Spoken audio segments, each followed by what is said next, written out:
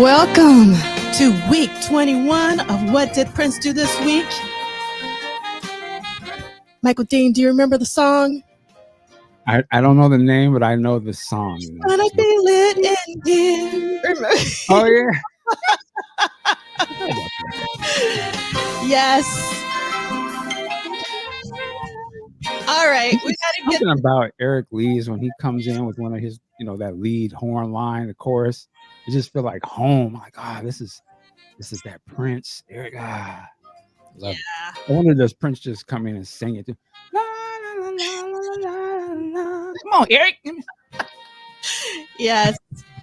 It's nothing like it. And this lead line is amazing. Okay, we got a special guest coming, so I'm not going to immerse myself in the music like I did last week, even though I really want to. And for those of you who don't know, What Did Prince Do This Week is a very slow read of Duane Tudahl's Prince Studio Sessions book series through an interactive weekly online book club and Saturday Salon, echoing the spirit of the Harlem Renaissance every Saturday at noon. We got a lot of folks in the chat already. I love that Cassandra Bradley is always first in the chat most weeks. Nice. But in addition, she's going back in the gym, getting celebration ready. Okay. I need to be in the gym with you, Cassandra, but I ain't going to no gym, so I need to be celebration ready too. Love that. Celebration. I didn't know that was a thing. Okay. Yeah. Not mad at that. Not mad at that. Hang it up. And we got... Hey. It's about that walk. And we got Kimberly Desmaris, if I'm pronouncing that correctly. If not, I probably should just say Kimberly. Hoping the weather is good for all. And Kim is from West Fargo, North Dakota. And we got Nick Felden from Denver. We got Mila Myhart. We got Drea Dances. And it's a beautiful day in the Chi. And for those of you who don't, you should make sure you watch the show, The Chi. Do you watch The Chi, Michael Dean? You know what? I do. I have not seen the new. I gotta re-up my Showtime subscription, but I understand. Yeah. It is a great season this year, so you got something to look forward to. And also that old buckethead boy with he got the restaurant now. Yes. What's his name? I'm blanking on his name, but I know exactly who you're talking about. Foolishness. But I'm excited because this year Leon has joined the cast. Oh, really? Interesting. Yeah. So it's always great to see Leon doing his acting thing. We got Sister Cheryl from Houston. Good to be back in communion with y'all. Missed last week because of the storm. I hope all is well in Houston. I hope that everyone has their power back and all of that.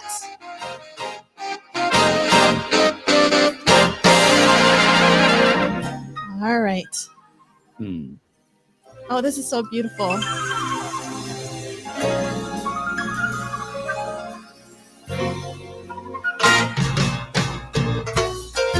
All right. We got Christina from Minneapolis. It's always great to have you here. We also have JJ Loves Prince. Yes, JJ Loves Prince is excited to hear Andrea Swinson talk about I'm digging it up. Yeah. Yes, we can't wait.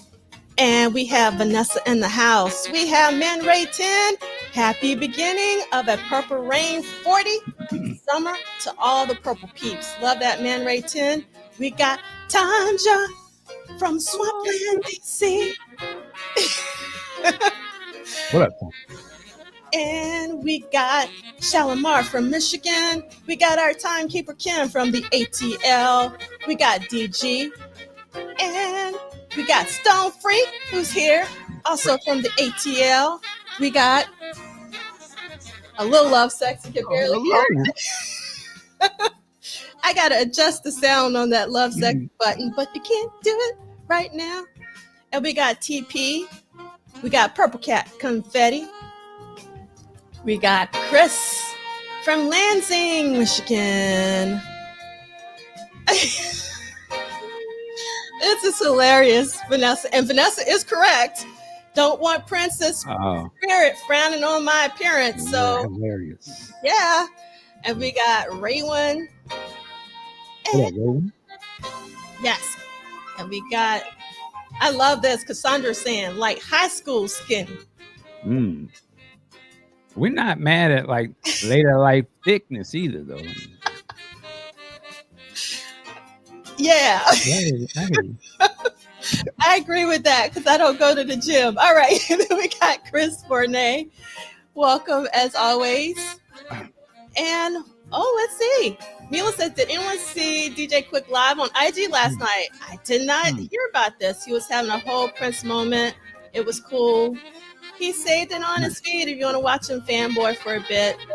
Well, I definitely knew that DJ Quick, even though I had never read anything, I could just tell from the music because I'm a huge Quick fan. Yeah, absolutely. Yeah. You can hear it in the music. He says it in some of the songs. Yeah. Quick, Definitely. Salute to Quick, man. He's dope. One of the dopest to do it. One of the best to ever do it. I love that he just like created his own music and he had his own style. And I also love that he had El DeBarge like sing on like a gazillion tracks. Yeah. I love El's voice. Wild stuff too. Yeah. So yes. So I'm glad to see Vanessa is also a fan of The Chi. A really good show. I hope that Vanessa, what's the young man's name? What's his? It's on the tip of my tongue. Ernest or no? It's that's close though. I can hear the girl saying his name in an irritating way. Yes, I'm sure to come. Somebody come through for us. And we got Chip and Emmett. That is correct. Emmett. Yes. I never remember Emmett's name because he's always doing stuff he knows he shouldn't be doing. And I just shake his head. But the character I really love and I'm really rooting for is Bakari. He's the young kid that started on Stan with Papa. But he actually Duda, like a little thug kid. Yeah, but he has a heart. He's just kind of trapped in the game, and I hope he gets out. So it's like, it's so funny, like how you start caring for characters. Like I actually care for Bakari. I don't want to go too deep into it, but have you been watching the show from the very beginning? Yes, yes. Isn't it like so different now compared to what it started with? Yeah. I love how it's changed. And it's a great show. And we got Chip and Sparrow from Japan, who has the Prince of Purple Rain 40 book. That's amazing to know that it's in Japan. And Cal Christian is saying, South Carolina. Thank you so much, Christina. I am wearing my First Avenue shirt actually for Andrea because her book has the stars going on, like it's in the back. And also if you look at the table of contents, if I can pull it up really quickly, we got the stars. And then another thing I really love about this particular shirt in particular, even though I said particular twice, but that's okay, is it says, I don't know if you can see this. I can't do this. Established 1970, and that's actually when I was born. Okay. Okay. Yeah, there we go. 1970. So this is one of my favorite shirts of all time. You know how YouTube, how it makes automatic thumbnails? Mm-hmm. Our algorithm be like, make an automatic thumbnail. Somebody said, what kind of podcast they doing? But it's because of movement. It likes to make thumbnails when you do like crazy bullshit. No, seriously, it actually makes thumbnails off of movement, like really quick movement. So you can't do like a slow strip tease. Okay, I don't know why Michael Dean has me. I said, Professor, and you got to break it down. Like, no, wait a minute, Michael. What really happens though in this particular moment is just a joke. Yes. It's so funny that you mentioned it. I have so many notes for Andrea. I've been going through the book and I was like, what am I doing? Like, we don't have time for this deep dissertation. Well, what did you mean on this page? Whoa, you're just celebrating Prince. I didn't know. Yeah. So I'm so happy that you're here, Michael. I was like, okay, Michael's going to be there to help reel me in because I was like to go into it. I was like, wait a minute, we're not at a symposium. Like we're just.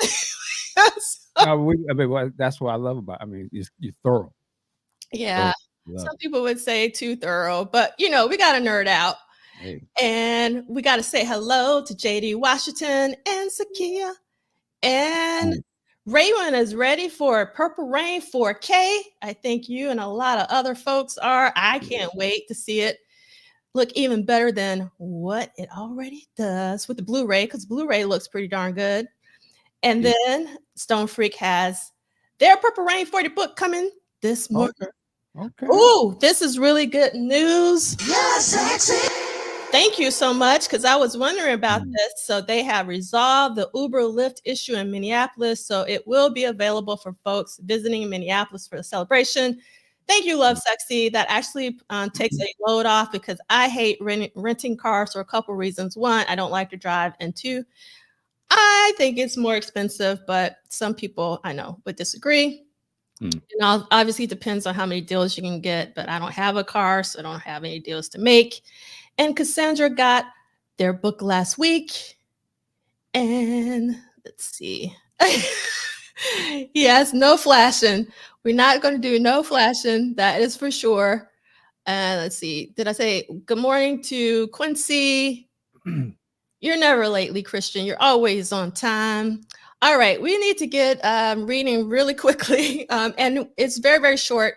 So let's really go really quickly, because I'm excited about our guests who will be joining us, and we don't want them to wait. So let's go through our housekeeping. We're going week to week, not date to date. You can follow the detailed schedule at this QR code or bit.ly link. You do not need the expanded edition, but this is what we're reading. Blue type in the blue light. Yes. All right. And then let me see if I know what I'm doing. I never know.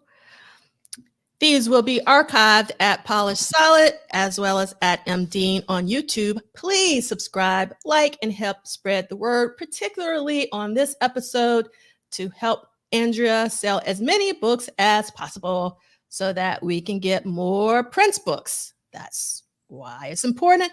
Thank you so much, JJ Loves Prince Love, that you say hold them up. And Tanya's saying I have my book. It's great. And looking forward to seeing Andrea next week in DC at the MLK Library. Thank you for that, Tanja, because I knew I had forgotten something, and that was the thing I had forgotten. So thank you so much for letting everybody know about the DC talk. And yes, Raywan, they should do an anniversary of the Under Cherry Moon. We want a 4K of that. And I'm going to cause some controversy. Duane says that the color version doesn't exist, but I'm going to keep hope alive and say maybe, but probably not. But I'm going to just send it out in the universe. Okay. Then we have a hashtag WDPDTW, or you can email us at the same hashtag at Gmail. The estate of Prince Rogers Nelson is not affiliated, associated, or connected with the What Did Prince Do This Week book club series. It is an independent endeavor. And we played.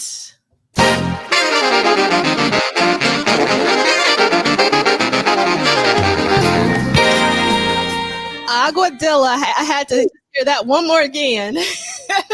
Hit me. In case you weren't awake, that should have jolted you out of whatever you got going on this morning.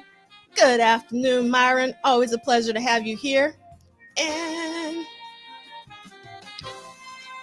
we talked about this last week, Keith. We are keeping hope alive, but we hadn't heard nothing. So, yeah. All right. And who's on this lovely track? This track was composed by Eric Leeds and someone named, what was his name? Michael Dean? Prince. Prince, that's right. And we got Eric Lees on alto, tenor, and baritone saxophones, flutes, synthesizers. Ricky Peterson, Paul Peterson's brother, on piano. We got Christopher Walker on bass. I was like, Christopher Walken, the actor, but no, it's Christopher Walker. Then we got Dennis Chambers on drums. And we have Larry Frantangelo, who we talked about a lot last year on What Did Prince Do This Week. Go back and watch some of the archives if you want to hear that conversation. On congas, timbales, percussion, Lyndon Still on drum. That's a cool name, Lyndon Stills, particularly on drums, steel drum. Charlie's, I can't pronounce that, trumpet. Like that, yeah. Brian Lunch on trumpet. Conrad Herrick on trombone. Amazing song off of the 1993 release on Paisley Park Records, Things Left Unsaid. Love it. Yes. All right. We're going to let this ride out because we love this song so much. Week 21 of What Did Prince Do This Week? What did Prince do? In the studio, according to Duane, nothing. 0 new songs and 0 studio visits. But he did do something, but not in the studio. What did Prince do this week? He went and performed at the 4th annual Minnesota Music Awards. That's what we're going to talk about with the quickness.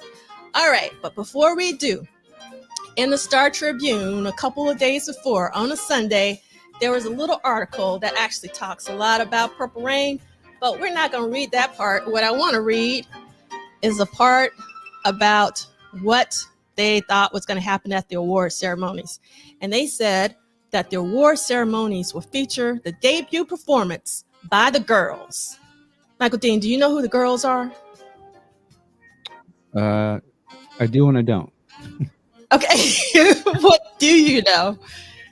Curious. I believe it was a group. Why do I think it's a group by Andrea Swinson? You are correct. Confetti rain down. Otherwise, I was going to say, if I jump into the future, the girls were on Uptown Records, but no, you're absolutely right. So the girls were a group produced by the one and only Andre Simone. So this was their debut performance.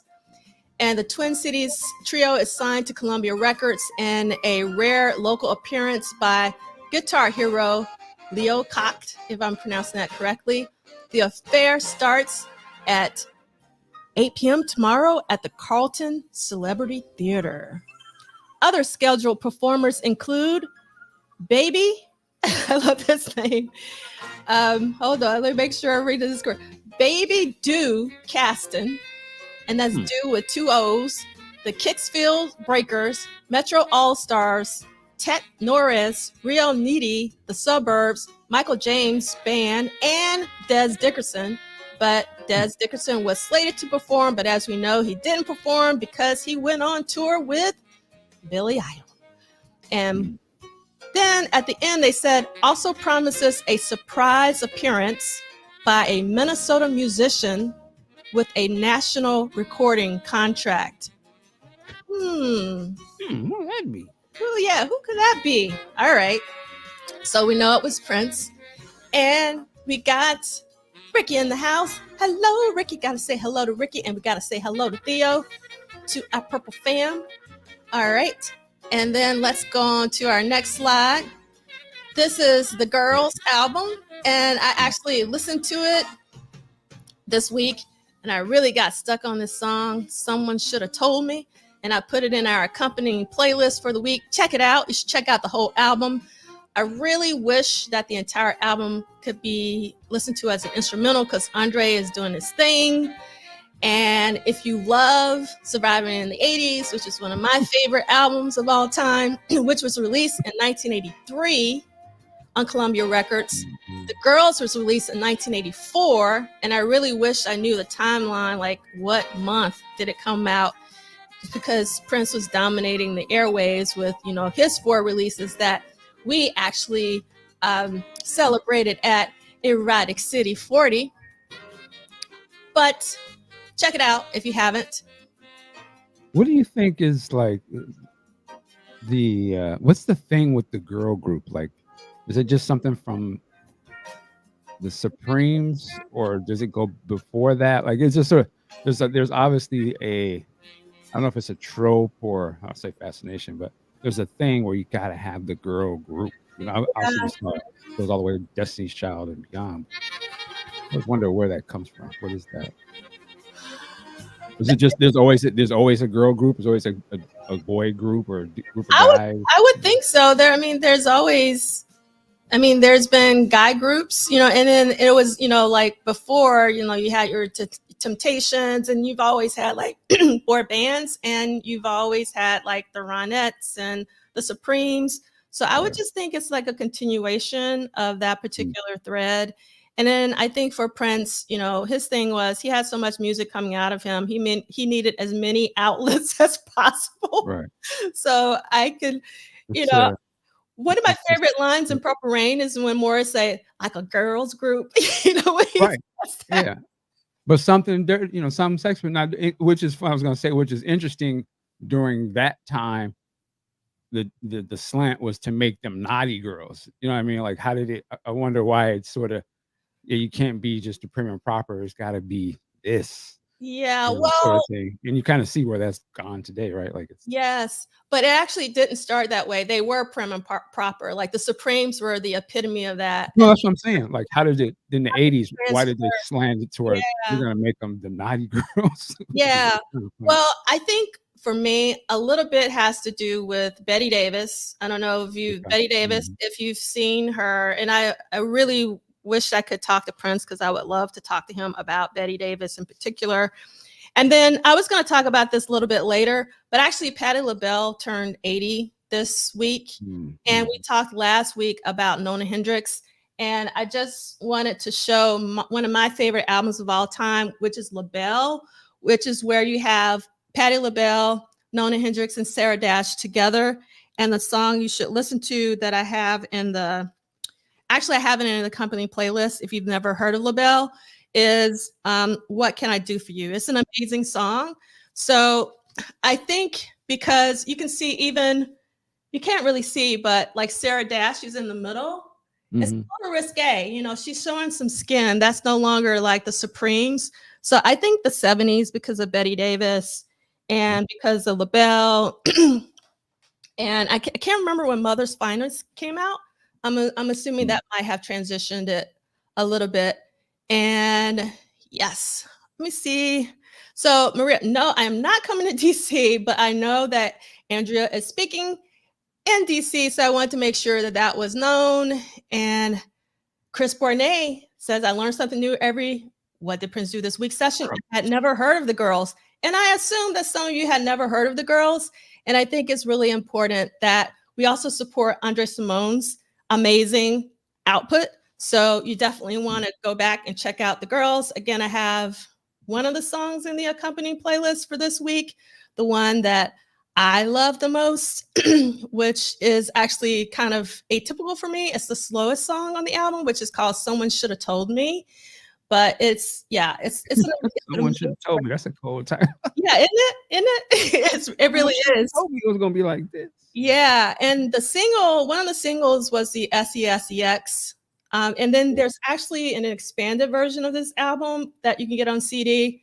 I can't remember when it was released. It was like maybe in the 20 teens, they released an extended version where you can get like a couple of edits, and I don't like edits, but you can get an instrumental version of SESEX.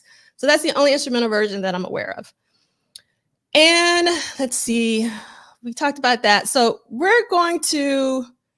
have our guests, and I was going to, do our What Did Prince Do This Week, but I'm really big on not wasting people's time. So what we're going to do first is we're going to have Andrea come on, because Andrea is here, and then we'll go back and talk about the 4th annual Minnesota Music Awards, because I knew it was going to take us a while, because we have to greet all of our people. And we were listening to Aguadilla, and Eric Lee's always puts us in a very meditative state. So without no further ado, we are going to bring the amazing, the one and only Andrea Swinson to the stage. All right.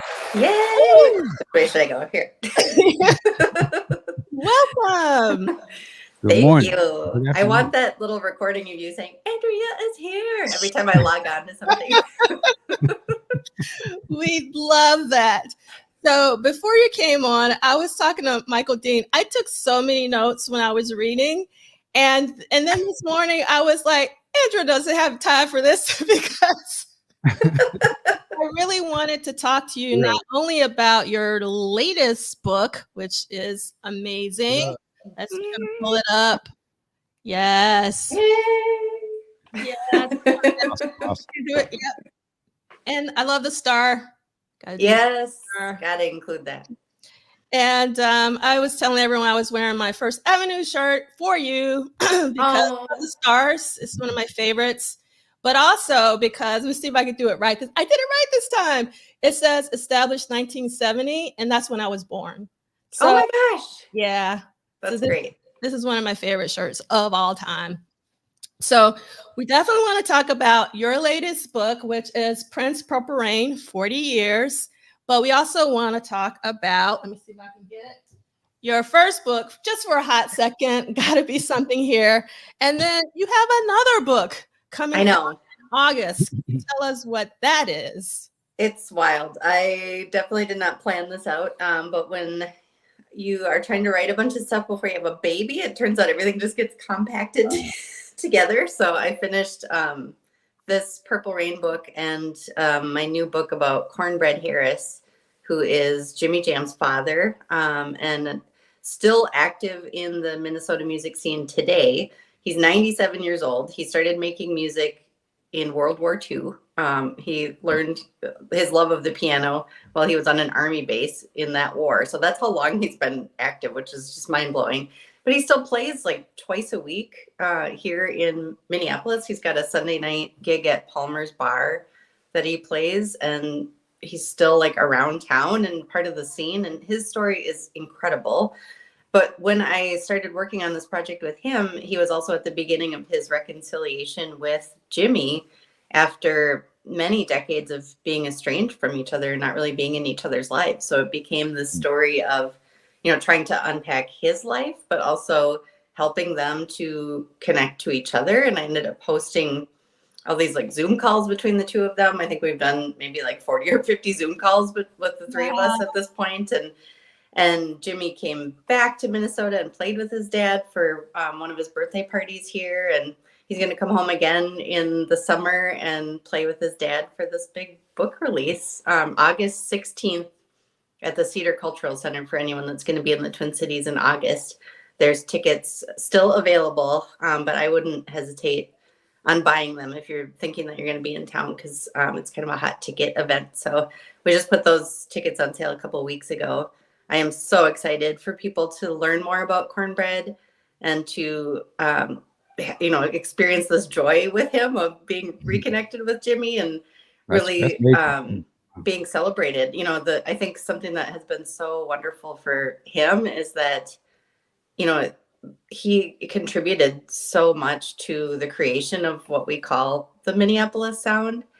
I mean, he literally taught Jimmy how to play piano. And, you know, so much of his influence is woven into Jam and Lewis, you know, all of their decades of hits and things that they've done with all these different artists. And I think it's just so important to, you know, acknowledge that and celebrate that. And he feels very seen and celebrated with, you know, this whole project as it's unfolded. So it's just been such a wonderful thing to work on.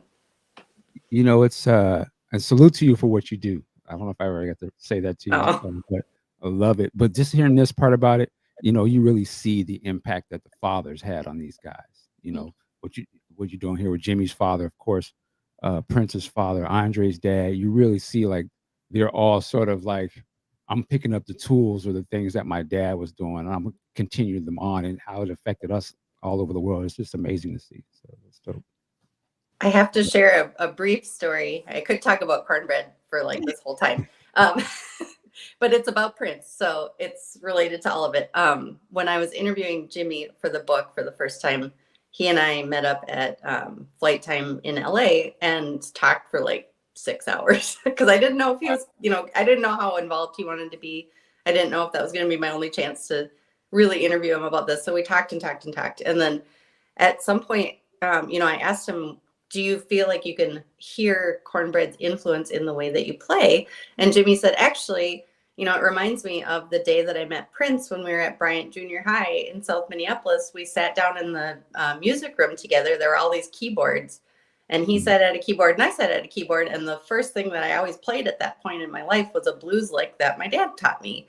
So I sat down and played this little blues lick, and then Prince sat down next to me and played it back, and then changed it a little bit. And then we kind of like talked back and forth.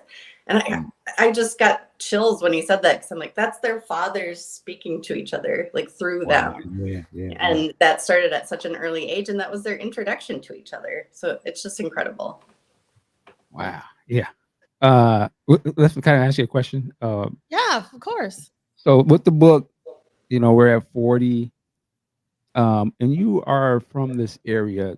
So I was curious, what do you want? Like, you know, if there's a younger person who has heard of Purple Rain, who has heard of Prince, like, what would you want them to know about Prince, just to kind of get them into it? For somebody who was from his area, you know what I'm saying, who has followed him and has done a lot of great works about him.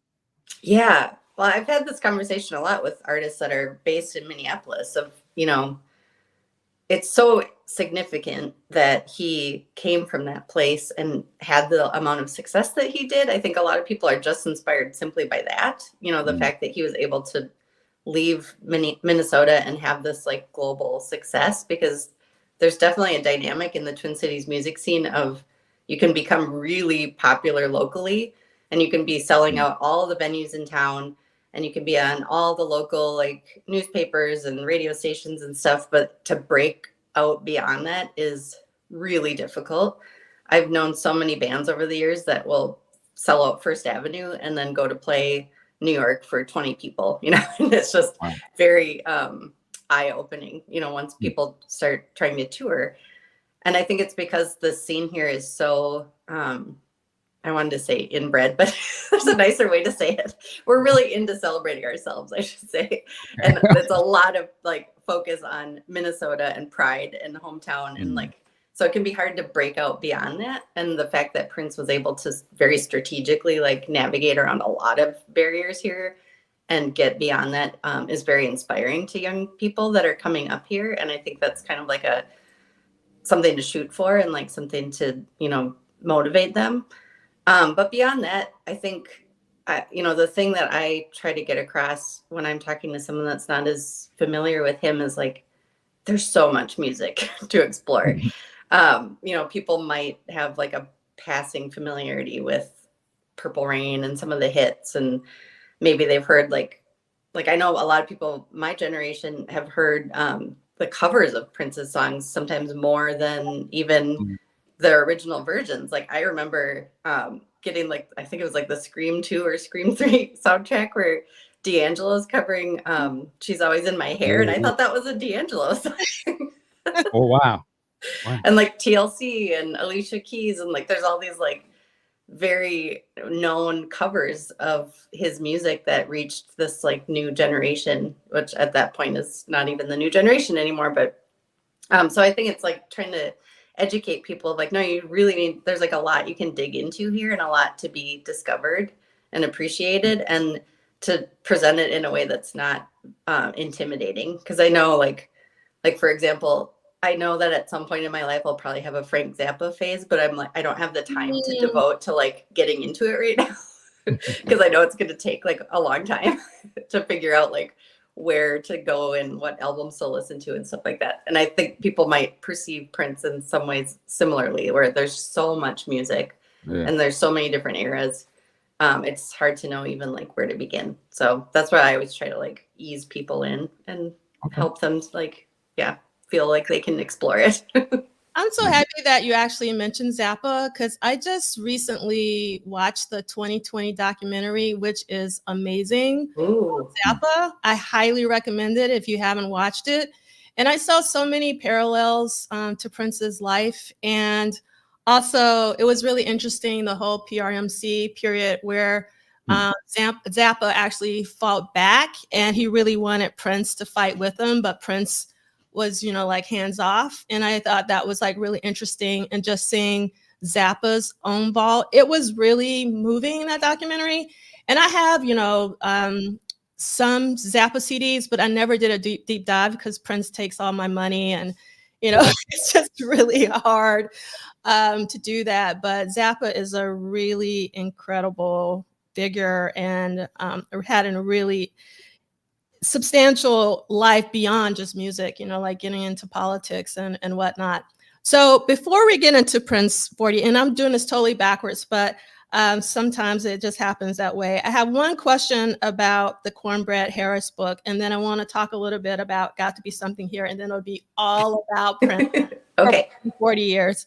So my question in terms of Cornbread Harris, I still want more information about John L. Nelson and Maddie, particularly when Maddie was singing for John L. Nelson. So I was wondering, did Cornbread talk about, you know, did they play together? I'm sure they were in the same circles. So what did he have to say about John L. or Maddie or both? Unfortunately, nothing about Maddie.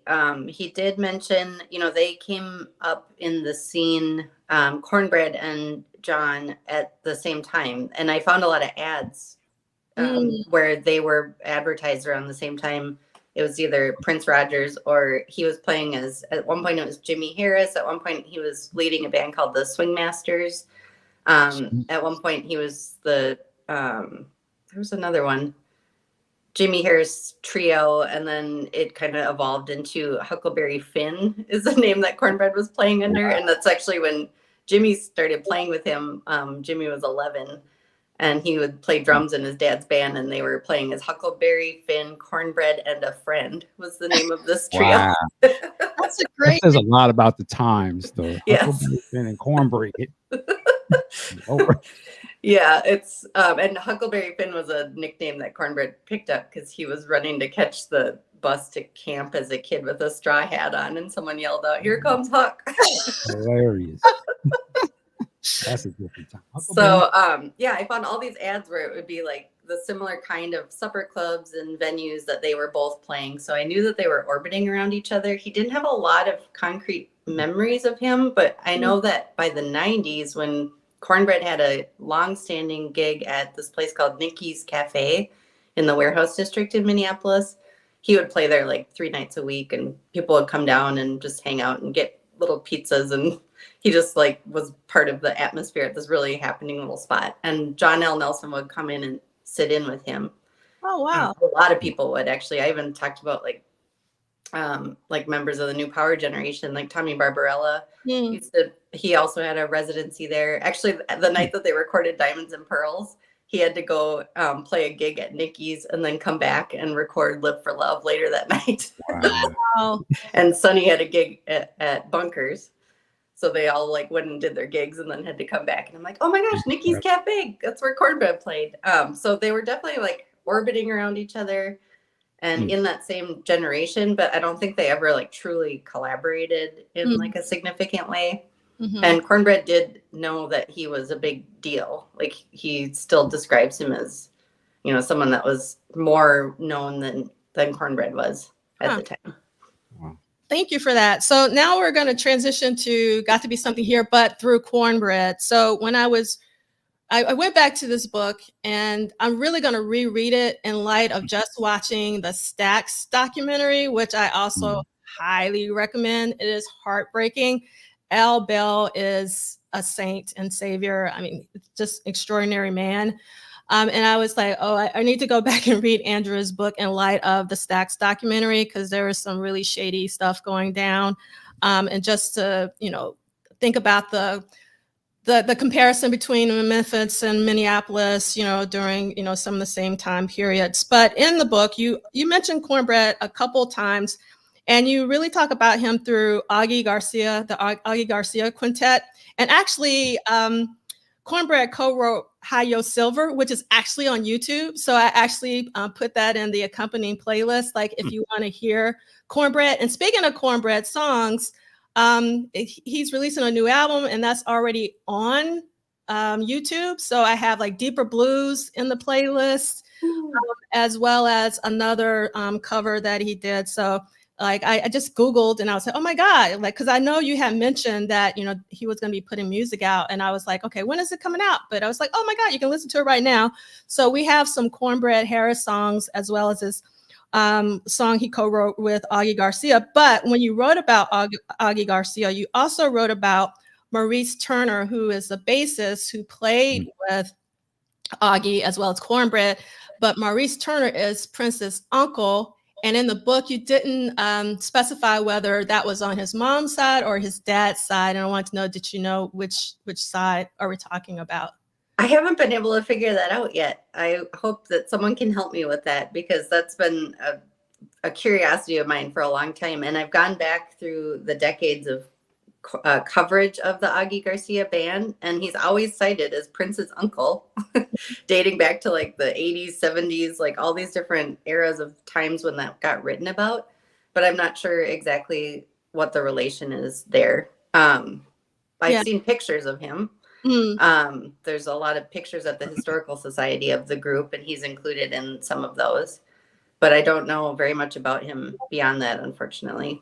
Yeah, and you actually have a picture of him in the book as well, alongside Augie Garcia. And that just made me think, how many other musicians were in Prince's family, before, he so we got the uncle, do we have other uncles or do we have aunts, so I wonder how immersed his clan was, in the Minneapolis music scene. I think that would be really interesting to figure out his musical Minneapolis, music, his tree in Minneapolis. And I know that if anyone's going to do it, you would be the one to uncover this information, because you're there and, you have access to all the archives and whatnot. Okay, I just want to spend a few more moments on Gotta Be Here, and I promise we're going to talk about the other book. But this book is so important, and I just want to thank you for a couple things. One is the very first quote in the prologue says, "Prince is a human being. All these cats are," from the soul singer Sunny Night. And I really loved how you began the book with that framing. And then on the next page, and I'm going to read this entire paragraph because that's what we do, Andrea, on What Did Prince Do This Week? read from books. So on page 10 in the prologue, you said that you wrote that the truth is that the twin cities of Minneapolis and St. Paul were then and continue to be deeply segregated. And the more we treat Prince like a singular creature who must have been beamed down to earth because he couldn't have possibly emerged from an actual place, the more we help to erase the generations of influential jazz, gospel, soul, R&B, and funk musicians who first made it possible for African Americans to earn a living making music in Minnesota and contributed to the ongoing evolution of sound that eventually enraptured a young Mr. Nelson. I think about this one paragraph, Andrea, a lot. I just want to thank you for writing it. I think it is so important. And also further down on this page, you write, "As a music journalist working in the Twin Cities, I have become leery of the overwhelming whiteness of our historical narratives." And I was just like, this is such an amazing frame for an amazing book. So I just wanted to thank you for that. Oh, thank you. I mean, that all came from speaking to all these artists, and listening to their experiences and comparing it to my own experiences and the generation of white artists that I'd also interviewed for various projects. And the differences were just so striking. And that really lit a fire under me of trying to figure out, why, how, where, when, how did this all happen? And how did we get to where we are now? But it's really, all those firsthand stories were just so illuminating throughout that whole process. And what did you find out, Andrea? That racism exists? No. No. I just see if he's going to say it, but no, just how baked in, everything was into the decisions that were made. Even planning out the Twin Cities and the construction of the highways. At a certain point, I was digging in the archives at the History Center, looking at all these documents about, council minutes and MnDOT minutes for the construction of 94. And I looked up one day and I was like, what am I doing right now? I thought I was writing a book about music, but this feels like it's part of it, and it just, I kept digging and digging, and I really did feel like I needed to understand that history in order to understand these experiences that I was hearing. And it just became part of this like big picture of, systemic racism and the landscape of the Twin Cities. And to be able to learn about that and write honestly about it was really life-changing for me. I mean, I feel like it totally, changed my relationship with how I understand my hometown. I'll ask you this question. It's because based off of just what you were just saying, like, are you born and raised from Minneapolis area? I grew up in a small town in northern Minnesota. Okay. So yeah, Minnesotan through and through, but I didn't live in the cities until I was like a teenager. Okay. Is there some sort of connectivity, because of everything you're talking about in terms of, obviously there was some deep baked in racism and discrimination going on in that? I mean, so when you get all the way to George Floyd and that, I mean, can you see that there was, this could have happened. Absolutely. This could have happened here. Or were you surprised that something like that would happen there, after everything you've talked about? No surprise at all. I mean, at that point, we'd already had a few tragedies in recent years with unarmed Black men being murdered by the police. There was Philando Castile was just driving his car one day and got pulled over, and that was awful. Jamar Clark got murdered right in front of the 4th Precinct police station that used to be the Way. And there was a 18-day sit-in where they were protesting his murder and the lack of information that was being released about it. And people were literally sitting on the ground where the Way Community Center used to be. And that was really like a huge deal for Minneapolis. So that by the time George Floyd happened, it was not shocking, but what was surprising was the global reaction to it.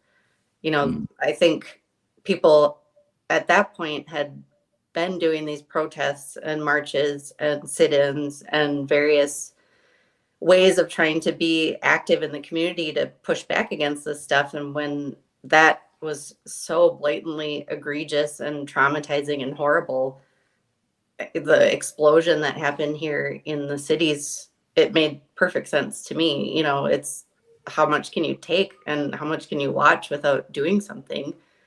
But then, of course, it took on this whole life of its own and became something else.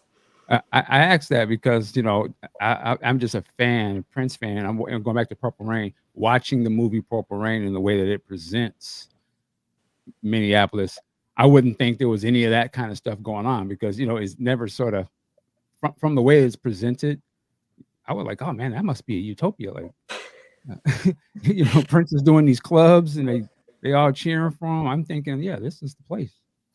But never mind the fact that Prince couldn't even play First Avenue until he was on like his 4th album.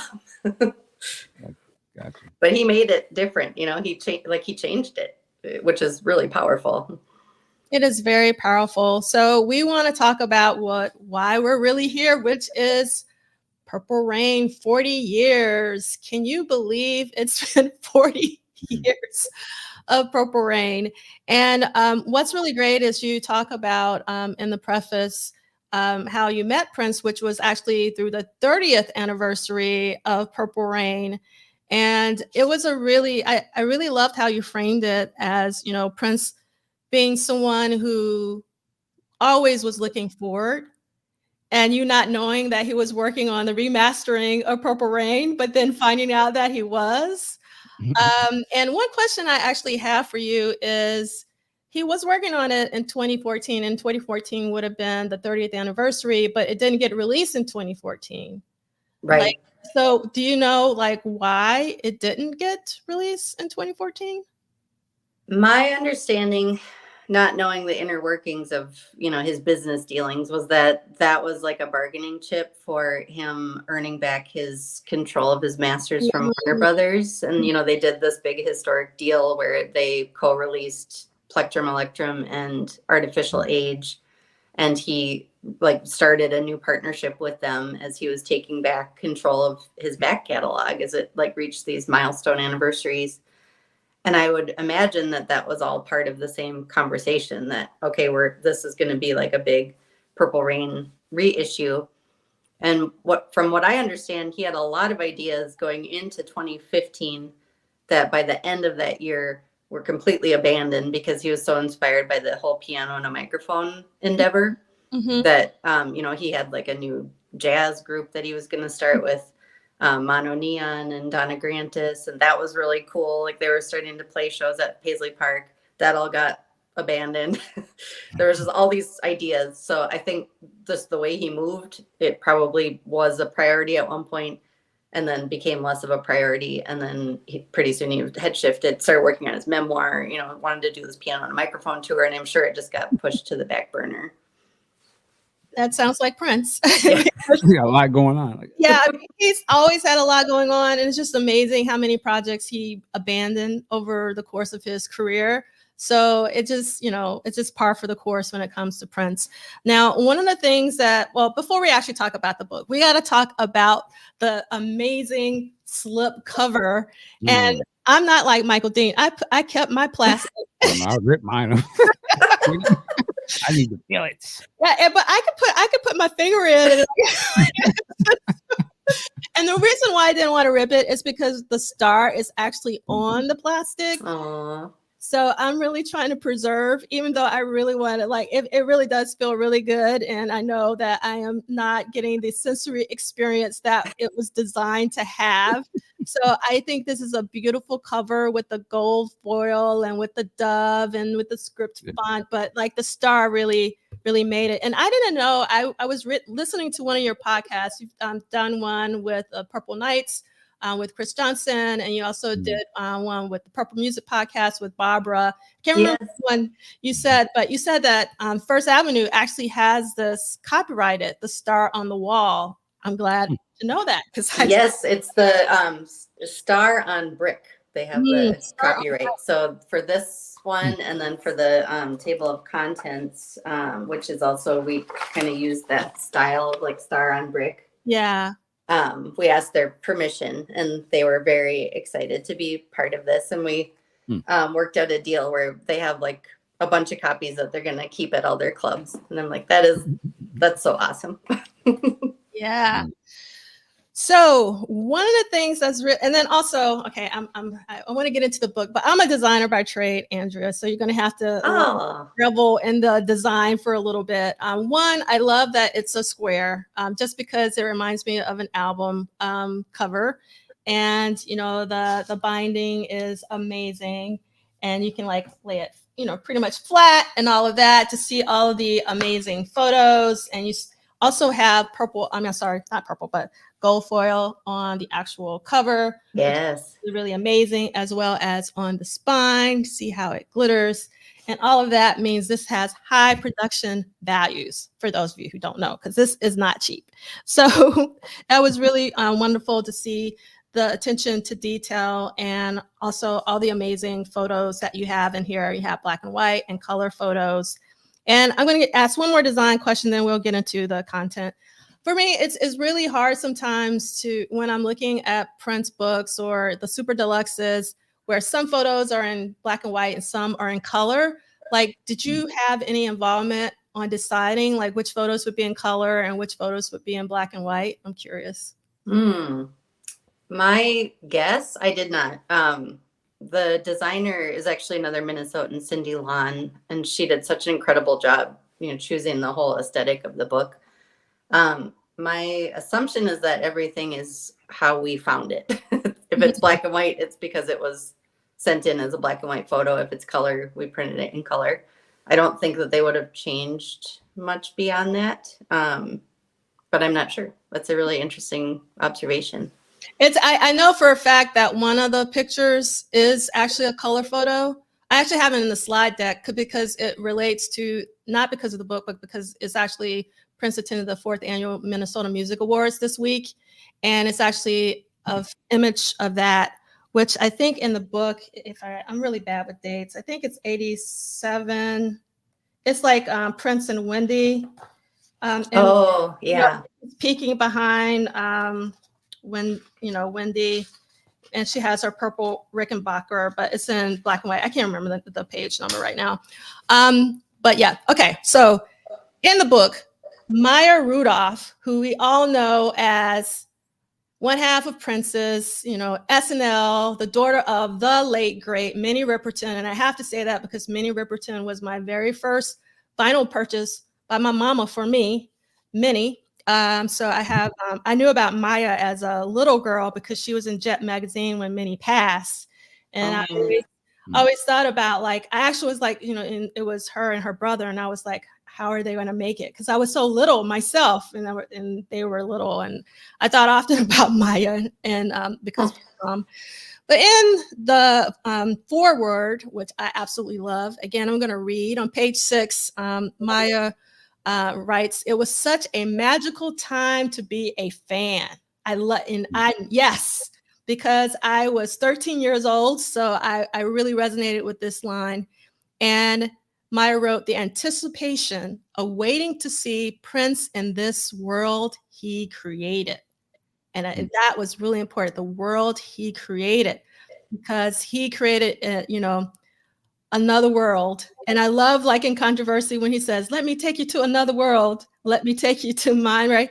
And then she writes, "What I realized later was that I was witnessing the carefully crafted world he wanted me to see." I love that. And then I also love that it's accompanied by an amazing photo by Nancy Bunt, who's like actually one of my favorite Prince photographers. And I have a lot of them. Me too. Yeah. But I love that you have a lot of Nancy photos in the book. And I love it because it is from the June 7, 1984 birthday, like this one here. So I thought it was a really nice pairing. And to be honest, this is the reason why I asked about the color, because I so identify this outfit with like the hot pink magenta. And I was like, I wish this was in color, just accompanying the foreword. So that's kind of where that came from.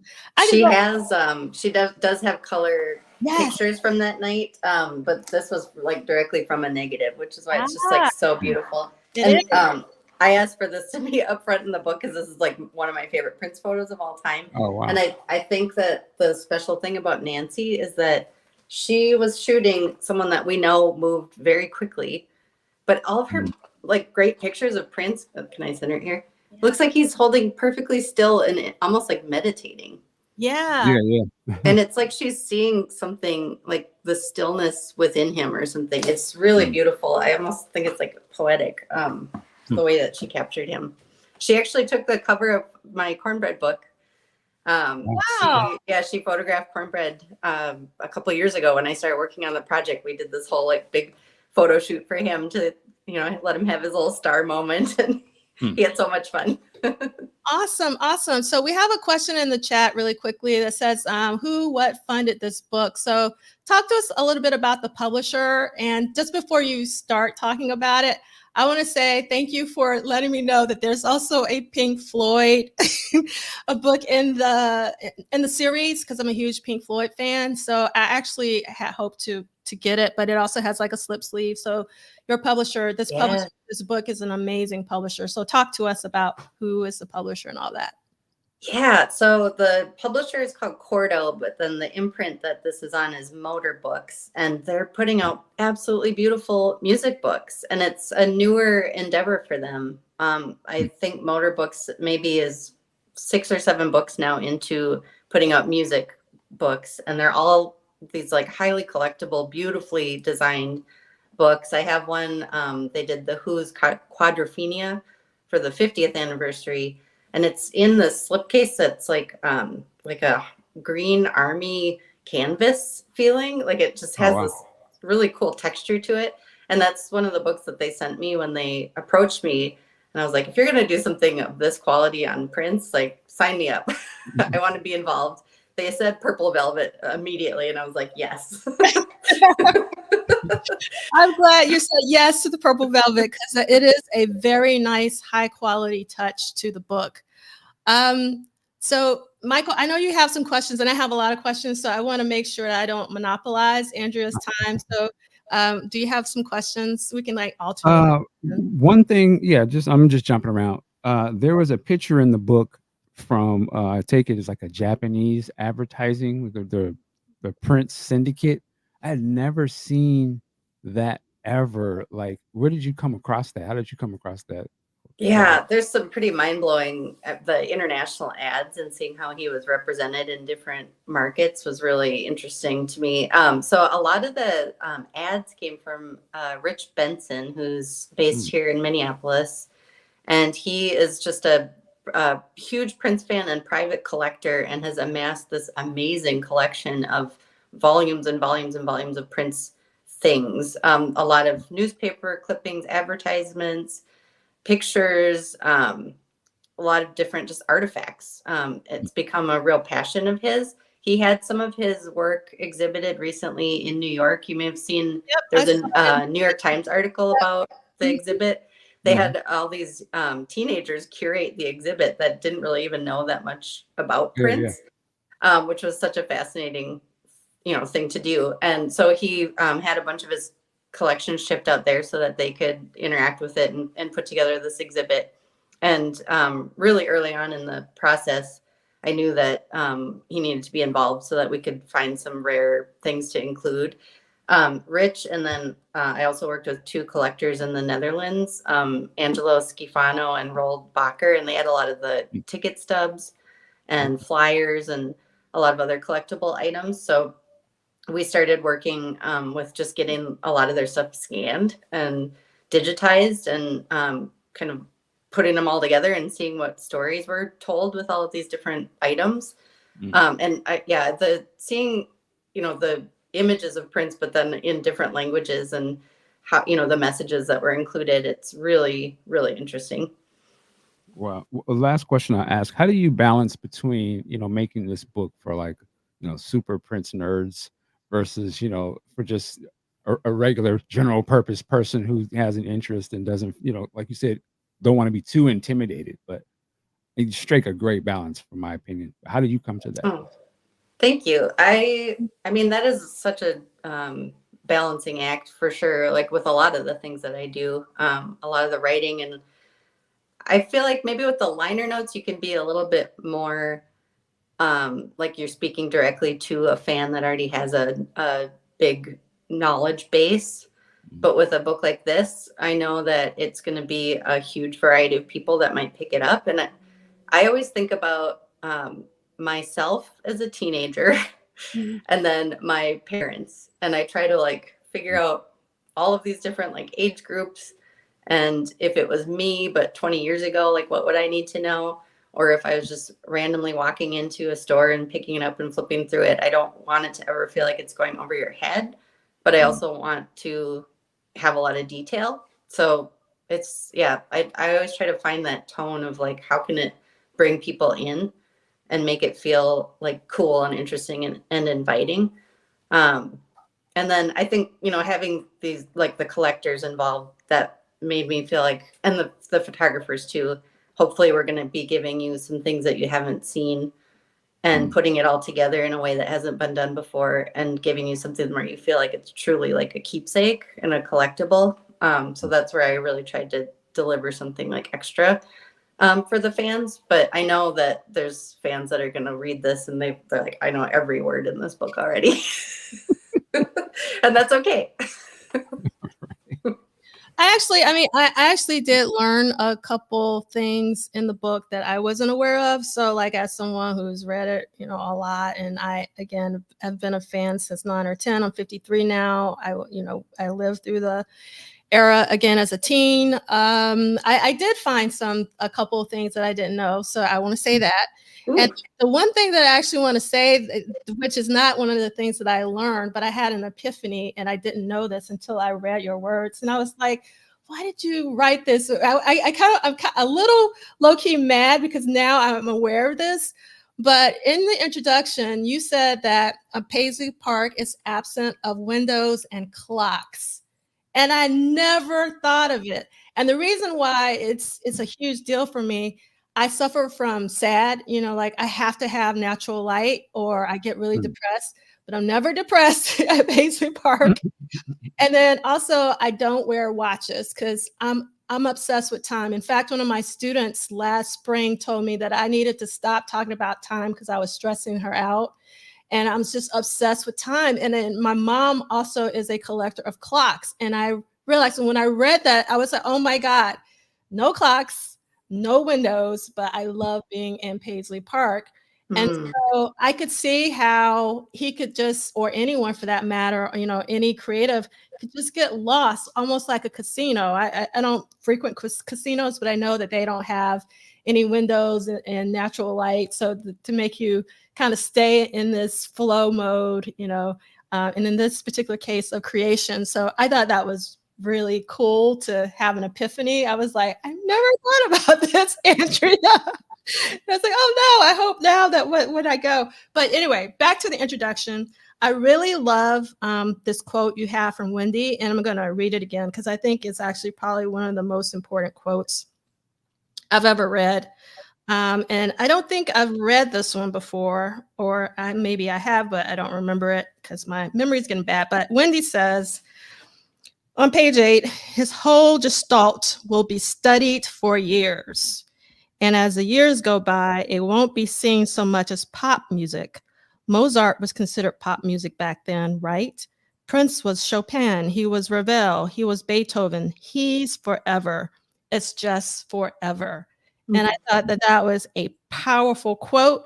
And the reason why I think it's so important to pass on his legacy to the young, you know, to the youth. And the reason why I do the symposia that I do at universities is hopefully to get younger people to know who Prince is beyond the Purple Rain t-shirts, because a lot of times, you know, they wear t-shirts, but they don't necessarily know what's going on when it comes to Purple Rain, which is why your book is really brilliant, because it encapsulates everything that the Purple Rain era was. So we know when we're talking about the Purple Rain era that we're talking about the album, we're talking about the film, we're talking about the tour, we're talking about the time, we're talking about Sheila E., we're talking about Apollonia 6, we're also talking about Vanity 6. Yes. You have this all encapsulated in this book. So I think this is the best book to give someone who really wants to learn more about Prince during the Purple Rain era.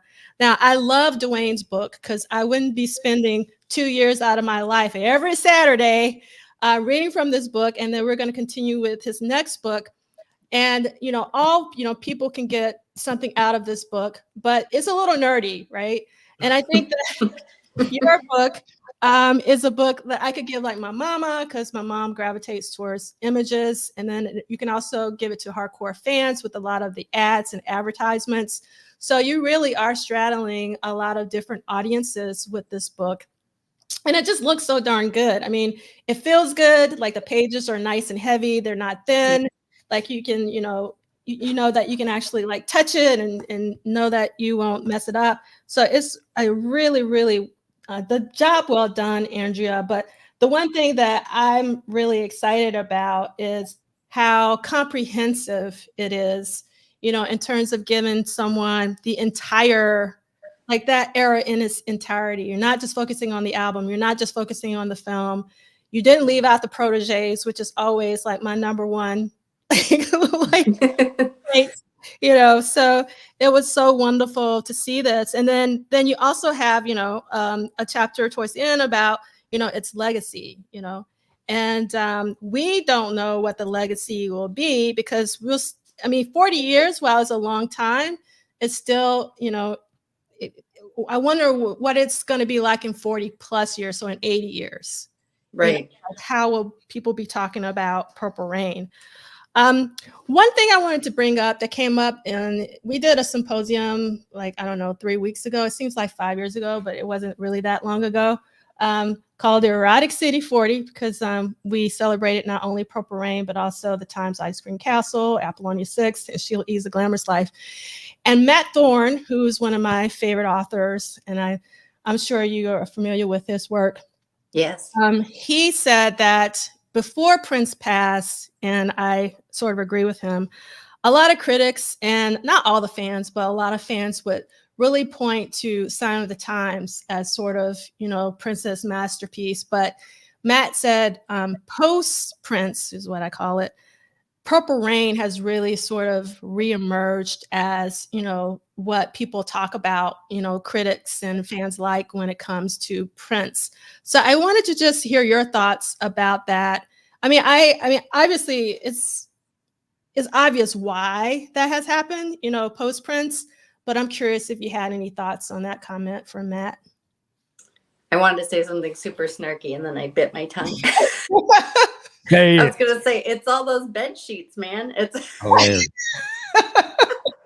it's no, I think there's there's such a tendency when someone is actively still creating and there's a fan base around it that you're not supposed to like their most popular thing, right? Like it's not cool. It's too obvious. It's where, you know, the mainstream that doesn't really have any taste fell in love with this person. But if you really appreciate them and know them, then there's all these other eras that are, you know, musically more interesting and perhaps superior. And I think it makes sense that it's all being reevaluated. And I think, you know, there's maybe a new opportunity to hear it in a different way and appreciate it for what it is, without any of that clouding your perception of it. And, you know, when I was starting to work on this book, I just sat down with the vinyl record and played all of side A and just sat and listened, and played all of side B and just sat and listened. I don't know when the last time was I did that with anything. You know, we're all so overstimulated now. And it's just a great record. Like every single track, when it starts, you're like, yeah, love this song too. There's, you know, just absolutely no stopping of the momentum start to finish. And it's such a satisfying thing to just enjoy. And it was really fun for me to have that kind of appreciation of it or whatever, and kind of a just realigning of my own perception of it, especially after seeing, you know, him play some of the songs live. And by the end, he was really reinventing Let's Go Crazy into this whole other thing. Sometimes that would be like this 20-minute long sludgy funk rock jam, you know, a Third Eye Girl. And he was pushing against, like, you know, what it was and what it meant to him and how to hear it. So to go back to the original recording was really powerful. And I hope that that can continue happening for people, you know, that they're able to go back to things that they think they understand that he put out and hear it in a whole new way. Like that's one of the coolest things about music to me, is that you get older, but the music still stays the same. And then you go listen to it again and it can mean something totally different. Yeah.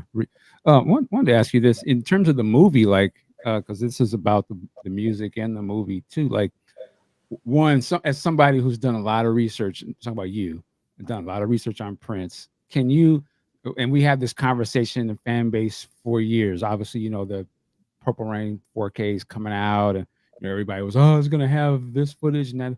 What do you know? What can you bless us with any information possible? What is the status of like the uncut scenes and things of that nature? Did any of that sort of conversation come up while you're putting this together? I don't know a lot. That I believe is just so separate from the album in terms of where it's owned and who gets to mess with it. And it's, you know, it's part of Warner Pictures. It's separate from Warner Records. Okay. So there's like a whole different team of people that would be thinking about it and doing things with it. And I've never interacted with them at all. But I know, you know, speaking with the band and people like Bob Cavallo and Alan Leeds and, you know, Craig Rice and just people that were around, that there's whole plots that got taken out. You know, Jill Jones had a huge plot in the film that was taken out. And it would be fascinating to see all of that stuff, but I have no idea, you know, what the decision-making process would be for that kind of thing. Yeah. So speaking of interviews, Sakia has in the chat, who all were interviewed for your book? Yeah. So a lot of what's in the book is interviews that I had done already. I went to the Revolution first when I started thinking about doing this, and I said, okay, I've interviewed each of you like 3 or 4 times. Before we start like a 5th interview, let me go through my notes, because oftentimes when I interview people for either the podcast or the liner notes, we'll talk for like 2 hours, 3 hours, and then I use maybe a few lines here and there, you know, in whatever I'm working on. So I had a lot of stuff that was just, you know, kind of on the cutting room floor, I guess you would say, just in my notes. So a lot of it was going through that and pulling out things that they'd already told me that I was never able to use for anything. And I found a lot of really great stuff about early, you know, like Bobby Z and Dr. Fink's memories of like early on meeting Prince and working with him. Like I interviewed them extensively about that and never really used it for anything. So it was really fun to go through and just pull out all these stories and figure out what could fit in this book. And then I also had done, you know, a lot of work around the Syracuse reissue just a few years ago. So I had a lot of stuff from that. So it wasn't a ton of like brand new interviews. It was a lot of like following up with people and being like, hey, you told me about this. Or, you know, if I had clarifying questions for things like that. But then when I actually sat down to catalog like all the interviews that I had done with people in this era, it was kind of wild to see the list of, you know, all the transcripts that I've accumulated. I actually had this idea at one point, like, there's just so much stuff that I think people would be interested in. And it's like, should I just put it all on like a website or something? Like here's all the transcripts. Cause I think I have like 150 transcripts total of, you know, people I've talked to about Prince and for all these various projects. And we get into a lot of details that not everyone's going to care about, but I know some people would. I would. Andrea Swenson's Crystal Ball release. Yes. I mean, I'd be happy to help you. I think that's something that's really important. And I'm a huge believer in like oral history, but also archives of those histories. And I know you probably have to get permission from everybody, but I think it's really important because one, Prince is important, Purple Rain is important. And so if you want to make that happen, I'm happy to help in the way that I can.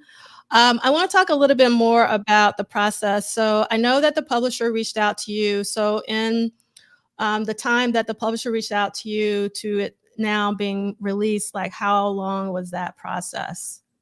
It was fast. They probably reached out a year and a half ago. Oh, wow. That's super fast. Okay. And I was already pregnant at that point. So I was like, if we can do it by August of this year, I'm in. So I probably spent maybe 8 months total writing, which is faster than I would have chosen to do it. But I needed to get it done before the baby arrived. Of course. Before my life changes. Yeah, before our life changes again. And another process question. And again, you have to understand I'm a nerd, and an academic. So with this book, you are not like your other two books are actually with the University of Minnesota Press. And this book is published through Quarto Motor Books. So can you talk to us a little bit about the difference between, because I know like there's a difference between university publishers, you know, versus, you know, can you talk to us a little bit about the difference with, you know, dealing with the two different entities? Yeah, it's pretty strikingly different, I would say. With the Quarto, you know, they were so hands-on in the design and the curation of it and the collection of images. Like I definitely gave them, here, we should work with these people and, you know, set up all these connections with everything. But they really took on the bulk of the work of actually making it into a book. I was able to just focus on writing. With the university, it's an academic process. So I will write a manuscript that is then peer reviewed before we even get to copy editing. There's a lot more just like vetting of, you know, the historical information and making sure that, because so much of what I work on is there's nothing to like compare it to. It's like first person stories that I've been told and archival research that hasn't been published anywhere yet. So there's a more of a process of making sure that it's accurate and authentic, you know, to the sources and everything like that, which I really appreciate, especially when you're dealing with like a person's life, like with Cornbread. I had some of his bandmates read it and people that knew him really well. And that was just like such a great part of the process. And then I'm actually the one like figuring out what we want to include in terms of images and sourcing all those images and making sure we have permission and scanning in, you know, archival things. And so it's just it's totally different, and it takes a lot longer, obviously, when you're doing it that way. So I've actually had the cornbread book done since last July, but it won't be coming out till this August because of that process. So I wouldn't have chosen to put out 2 books within 3 months because it's a little crazy. Yeah, I can. But it's just kind of how everything lined up with this. So how long did it take you to write Cornbread's book? I'm sure it took you much longer than the 8 months that you have for the Purple Rain book. Yeah, so I started working on that in 2021, May or June of 2021.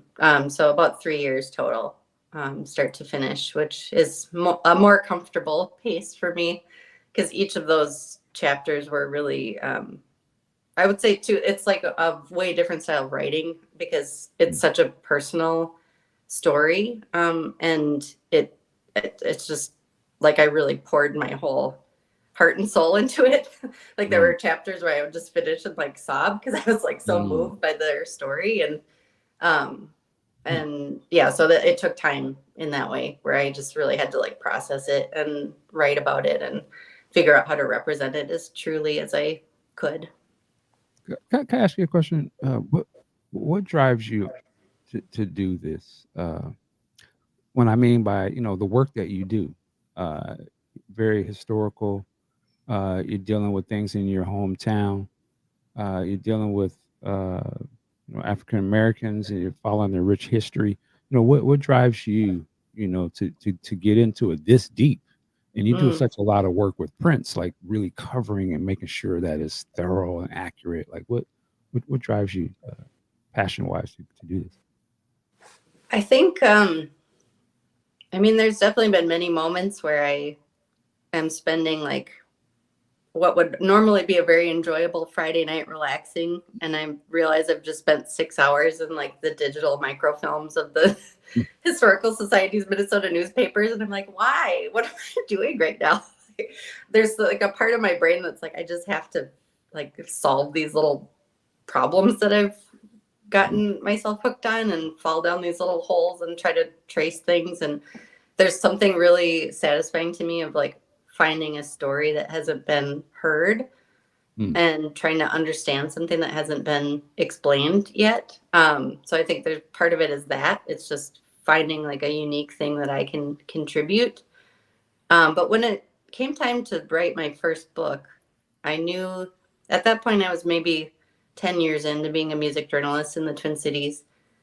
And there'd been quite a few local music books out in the years right before that. And they like 4 of the 10 were all about the replacements. There was just like a lot of history, very specific white male history being told.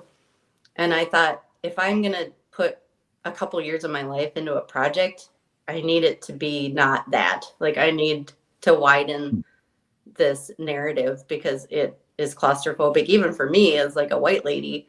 Like I can't even imagine, how other people are feeling about this. The culture in Minnesota is just so white. So it became like, can I push against this? And can I use my abilities to help to expand this narrative? And now I just keep going and looking for more stories. And the cool thing about the Cornbread project is that I had no idea that was going to be my next book. I had just quit my job at the Current and NPR, and had just gone through this like crazy health scare thing. And then Jimmy Jam texts me and says, do you know how to get a hold of my dad? And my job falls to the floor, and I'm like, okay, this is he just did my that next on thing. Like just randomly hit you on that? Yeah. Wow. Okay. Which was, just like an incredible thing to be able to help with. And when that happened, I knew that it was going to be more than an article I might write for the Star Tribune or something. I was like, this is a really important thing that's unfolding, and somehow I'm like on the sidelines watching it. So I just knew I needed to explore it. So there's something like that propels me that I can't quite explain. Cornbread says it's angels. Love that. Amazing. But something propels me to keep going on this path, and it's very personally rewarding in a way that I can't quite explain. So I mean, Michael Dean said it at the beginning of our conversation with you, but we so appreciate all of the countless hours that you have put into your books. And also the podcast. We haven't talked about the Official Prince podcast and all the interviews that you've done with Prince himself and all of the affiliates. So we're so grateful and thankful. Are you taking a pause now while you're on your promotional run, or have you thought about what your next book project will be? Or you're not like, don't even ask me. I'm not even in that headspace. I was just talking to a mutual friend of ours last night about this, what the next thing is. And I'm so focused on getting this cornbread story out into the world right now. I'm actually starting a record label so I can put out a vinyl release of his music. Wow. With our mutual friend Joe Holt, he and I are like starting it together, and I have no idea if like it'll be one record or if we're going to start making records. Like I feel very open to the possibilities, but with the way that cornbread entered my life, I just feel like I'm going to get this to the end and see it through and put out, a great book and a great album and try to get his story to as many people as possible. Like I want him to be on Jimmy Fallon. Like I want people to know about cornbread. Like he and Jimmy, their story is so beautiful.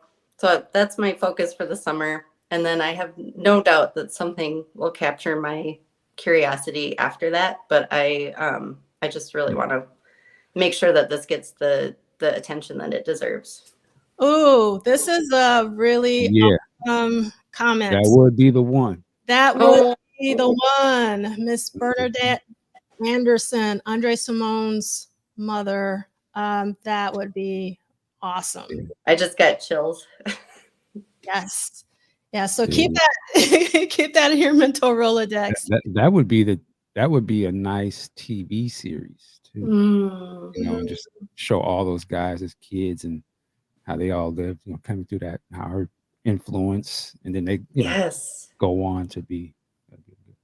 I've thought about that actually. Like the 70s in Minneapolis is such a rich just setting for a story, and all the Anderson kids are incredible. Like Sylvia made all the first clothes for Prince and Andre and Morris, and thinking about his legacy as like a fashion icon.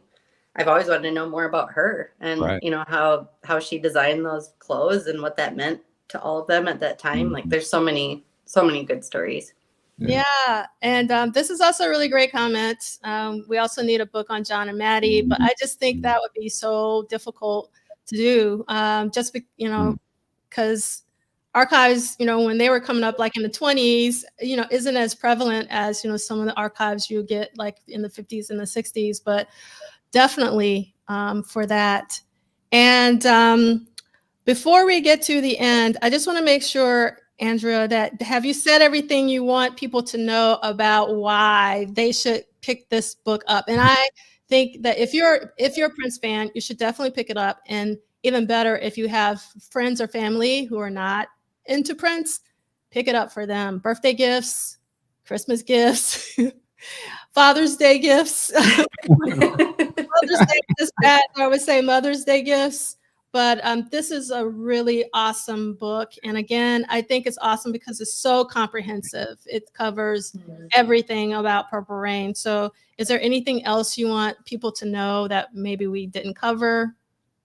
I mean, I feel like we really thank you for, just giving it some attention and getting the word out. I think we've really covered it. I've been hearing from people that they're also buying it for like family members, and I think it's kind of like a gateway drug to Prince, which is, if that can have that impact on anyone, that is just a dream come true. I just was told a story the other night about another podcaster, Troy Foreman, said that he played it, or he had the book sitting out on his coffee table, and a teenage family member of his came over to visit and saw it and asked, "What's Purple Rain?" And just flipping through the book and seeing the pictures piqued his curiosity enough that they ended up watching the movie together. And I was like, that is what it's all about. Like, that is why I wanted to do something like this. Like, if it can cause, even 5 teenagers to go, pick up Purple Rain, that's success. But yeah, just the fact that it's out now and that you can get it. I am selling signed copies on my website. So if that's something that you want, I'd be happy to send you one directly. And then I'm going to be at some events. Is it tomorrow? Yeah, I'm in LA right now, actually. Wow. Tomorrow, I am going to be at the Purple Rain screening at the Regent in downtown LA. That doors are at 4. The screening is at 5. And then there's a panel afterwards with, there you go. All the information. Thank you. That's going to be such a fun event. And I'm going to ask Andre that question about a story about his mother, because I wonder if anyone's, explored that. That's going to be super cool. And then I'm heading to DC next weekend for an event at the Martin Luther King Jr. Library. They're doing like a whole Prince celebration day, kicking off the 40th anniversary of Purple Rain Month. So I'll be there doing a talk at noon on Saturday, June 1st. And then I'm going to be around Minneapolis at a bunch of stuff. You won't be able to get away from me if you live in Minneapolis. I'm going to be at like every Prince event. There's a fundraiser for the Minneapolis Sound Museum at the Capri on June 5th. There's a fundraiser for the Purple Playground on June 6th at Michelle Straight's studio in the Solar Arts Building. The official launch of the book is happening at the Electric Fetus on June 12th. There you go. And then I'm also going to be popping up at the conference that's happening that following week at the U of M, the Prince on Screen conference. So lots of fun times ahead. Yeah, I know it's going to be wild, and then I'm going to collapse at the Revolution show and take it all in. Yes, I really, really, really, really, really wanted to come to the screening tomorrow, but I don't travel a lot, and I just came back from Abu Dhabi, and I'm still jet lagged from that, and I have to go spend some time with my mom for personal reasons. So, but I'm really, I know you guys are going to have a blast tomorrow. Please tell everyone I said howdy, particularly Jerome and Jill, because I've spent the most time with them. But I know that's going to be a blast. And I will be speaking at the Prince on Screen conference, so I'll see you then. Okay. And I'll be there for a celebration, and I'm definitely going to the Revolution show. So I'm sure that I will run into you multiple times. Thank you so much again for not only meeting with us to talk about your 3 books, and they're all incredible, Andrea. Thank you. Also, I can't stress enough, I know how much time you have taken out of your life, the sacrifices that you have made, the time away from your family. I know. So I just want to let you know that I see you, and I thank you for all the work that you put in, because it's so important. Because going back to Wendy's quote, I want Prince to be seen in the same light as a Mozart, as a Beethoven, and it's work like yours that will make sure that Prince's legacy is cemented and that he is studied in that way. And your books are so important, particularly the Got to Be Here and the Cornbread one, only because it's rooted in history and we know where Prince is coming from. Yes. And, and in Minneapolis, as a place and not as the utopia I personally thought it was. Seeing Purple Rain for the first time, like, oh my God, kumbaya. But, only to learn like, no kumbaya. That was what Prince created. This is what Prince wanted us to feel and to see and to manifest, bringing us all together through music. So thank you, Andrea. You are definitely loved and appreciated, and your work speaks for itself. So again, I can't stress enough, don't be sleeping on this book. Purchase a copy for yourself and for your friends. You're going to go over somebody's house, you're going to be flipping through, and you go like, oh my God, I wish I had one. Yes, you should have one. So just go ahead and treat yourself. It's the 40th anniversary of Purple Rain. Like, if you're not going to buy this book, what can you buy? I mean, so like, yes. It's like a national holiday. It is. It's such a national. It's like for the entire year. Purple Rain 40. Thank you so much, Andrea. I know you have lots of things to do, and we went over time, and I'm really, again, I'm obsessed with time. So. It's okay. My little girls are happily playing in the backyard with my husband right now. Nice. We rented a spot with a little pool, so they're just on cloud nine. Oh, awesome. Thank you so much. And we're going to remove the stage, and we're going to continue on with What Did Prince Do This Week? All right. Bye. Thank you. Thank you. Bye. Bye. All right. So we have the amazing Andrea Swinson just joined us. That was great. Really good conversation because Andrea is amazing. But we are going to get back to What Did Prince Do This Week, because I wanted to be mindful of Andrea's time. And what we're going to do, Michael Dean, if you don't mind doing a little bit of reading, we're going to go to, and it's very short, it's on page 328, Monday, May 21st. All right. Lord. Somebody else. Monday, May 21st, 1984. 4th Annual Minnesota Music Awards. Venue, Carlton Celebrity Room, Bloomington, Minnesota. It's a quote from Wendy. It was our thing. It was our home. It was 24 hours a day, 7 days a week. It was constant creativity, constant high. It was an adventure. You never knew what was going to happen. Des Dickerson was originally scheduled to perform at the Minneapolis Music Awards, but he and his band, the Modernaires, were on tour with Billy Idol and unavailable. Prince was asked to step in, and because he had been rehearsing the Revolution for the upcoming birthday show, they were able to use the performance to stretch their muscles in front of an audience. Tonight was the live debut of all 3 songs played. The recently released single, When Doves Cry, the B-side, 17 Days, and the unreleased Possess.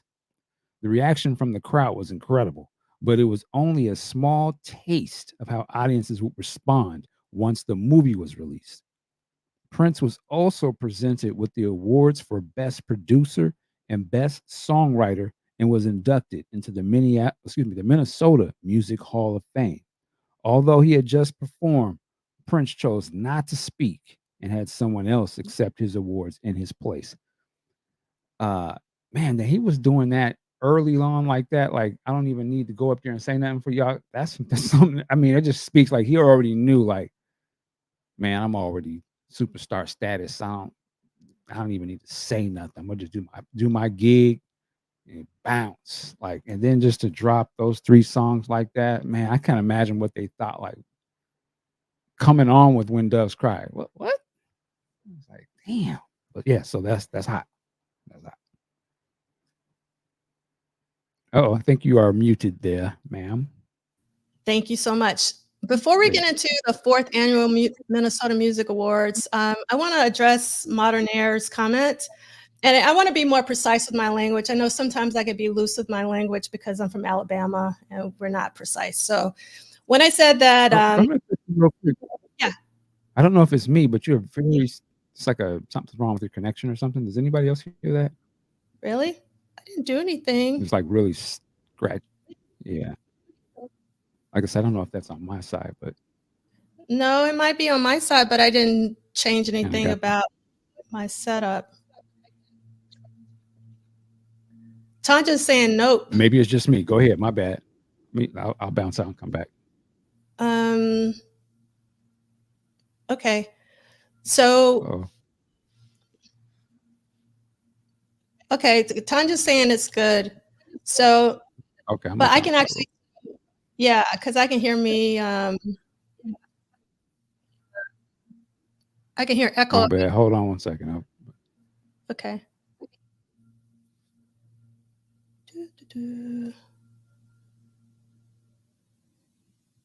All right. Well, Michael's coming back. I want to address Modernaires' comment, the notion that Purple Rain represents utopia.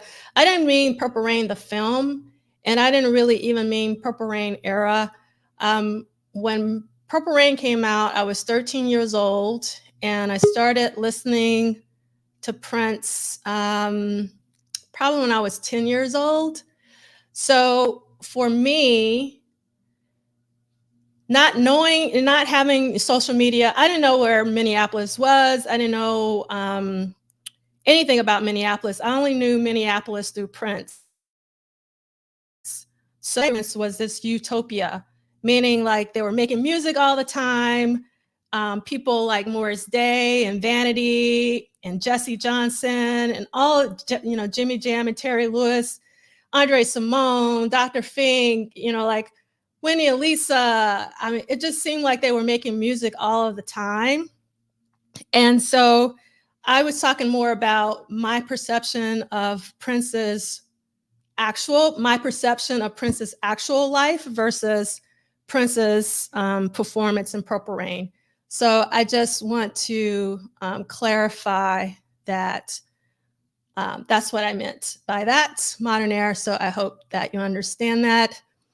And thank you so much, Chris. I thank you for verifying that I explained myself correctly. Yeah, it seemed like exactly. It seemed like Minneapolis was Detroit during the Motown era. Yes, exactly, Christina. Utopia, like the song Uptown. Exactly. That's what I thought that Minneapolis was like. So that's what I meant by that comment. Let's see. In terms of another comment, you didn't ask Andrea about Prince, so disappointing. I apologize, but I really wanted to focus on Andrea's labor, meaning all the work that she has put into crafting 3 amazing books, and one of them being all about Prince, the one that was just released, and then obviously the other one, Got to Be Something Here. Prince is all throughout it. And again, I think it comes through how Andrea thinks about Prince, or she wouldn't be spending most of her life actually documenting and interviewing all the people around her. So, all right, let's get back to, let's see. I agree. Yes. I don't disagree with anything that you're saying here. Modern era, Purple Rain, in my view, was a place where he needed to go in order to reach what he established with Paisley Park Studios complex. Without Purple Rain, there would be no Paisley Park. I absolutely agree. That was his dream. It was a positive place. Yes, I don't disagree. Let's see. Thank you. Yeah, sexy. We understand that. I was in the same boat. I thought Minneapolis was the place to be. And let's see, I think this was in response to another comment about Dez opening for Billy Idol. I think Billy Idol's crowd was much cooler, and the MTV era created the vibe that all music is good music. So I can't see if I can find Chris's original comment, but there's been so many, I can't find it. Okay, so let's talk a little bit more about the 4th Annual Minnesota Music Awards. We have some photos, actually have several photos from the award ceremony. I really love this close-up one because it's in color. And these photos really stand out to me in light of the keynote conversation we had with Mr. Von Terry about Prince's outfits during the Purple Rain era, and that the suits Prince wore designed to have the same fabric from top to bottom. And it was Prince who actually would mix match the prints and the patterns. So now whenever I see this, I say to myself, this wasn't Von Terry's doing, this is Prince's doing, of mixing and matching like the blue jacket with these particular bottoms. But also I just love the smirk that he has in the middle picture. And I love seeing photos of Prince, particularly early on, and seeing the different crowds that he would attract in different cities and different venues. Yes, the details of the fabric is like mint. Yes, indeed, just luxury. And we have several black and white photos. So we have the signature ruffled shirts that we talked a lot about with Mr. Terry at Erotic City 40. And I actually need this fan because I'm hot. And then we have more photos of the iconic silhouette of the ruffled shirts. I really love the side profile of Prince. I love when Prince smiles. And I love it when Prince gets down on the floor when he's performing. That's when he really is into it. And then also always love it when Prince raises his hand, which is really similar to Duane's cover from Prince and the Purple Rain Studio era sessions. And as we know, when he raises his hand, sometimes he's given a cue to the band to do one thing or the other. And I don't know why I love this photo. I think it's because it's like a direct, like his eyes are looking directly forward, but a little bit to the side, not directly forward, and his hair, like, love it. And some other black and white shots. I love how gestural he is with his hands. And this is a favorite. So this is the only photo that I found that had that I'm showing that had a photographer credit on it. And I think all of them are probably Greg Helgeson, or the majority of the photos I just shown, but I don't know that for a fact. So let me know if you can give me some photo credits, because I really love to give the photographers the credits. And Greg Helgeson, if you remember, actually it's in Andrea's book, The Capri Show. Let me show you these photos, which are from The Capri Show. Greg Helgeson actually took these photos. So Greg is actually a photographer that we don't talk a lot about, and we really should, because he took a lot of amazing photos. There's let me see if I can find. Let's see, I can't find it real quickly. But there's some other Greg Helgeson shots in Andrea's book, and she has a very long list of photo credits in the back. And this is another shot from the 4th Annual Minnesota Music Awards, which is really great. Seeing, oh, let's see, maybe I won't echo. I'm hearing myself. I think I'll be okay.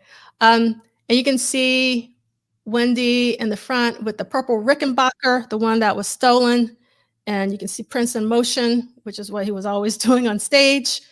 And this is the photo in color that's in black and white in Andrea's book.